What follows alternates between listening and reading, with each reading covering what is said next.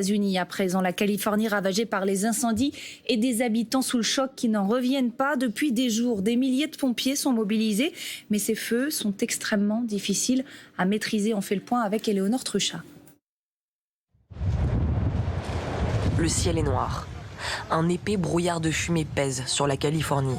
Depuis jeudi, les feux se propagent à une vitesse fulgurante dans l'État. Les autorités dénombrent au moins 14 foyers distincts. Chaque jour, du nord au sud, les habitants sont contraints de quitter leur foyer. Pour cette femme, c'est l'effroi. Je n'ai jamais pensé que je verrais un jour un feu comme celui-ci, mais tout est si sec là où je vis et nous sommes nombreux. Si le feu part, tout part en fumée. Les espoirs aussi. Pour les experts, les fortes chaleurs et donc la sécheresse sont toujours plus importantes d'une année sur l'autre. Les arbres morts et secs se transforment en torches et font progresser les incendies. Mais le défi reste le vent, qui balaie le brasier toujours plus loin.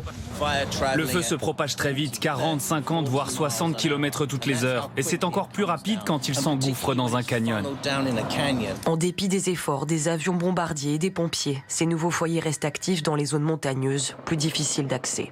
Ce feu a montré qu'avec le terrain, la météo et la charge de combustible due à la sécheresse, il a presque un esprit et un comportement qui lui sont propres. Depuis le début de l'été, ces incendies ont déjà ravagé plus de 275 000 hectares, l'équivalent de 33 fois la superficie de Paris.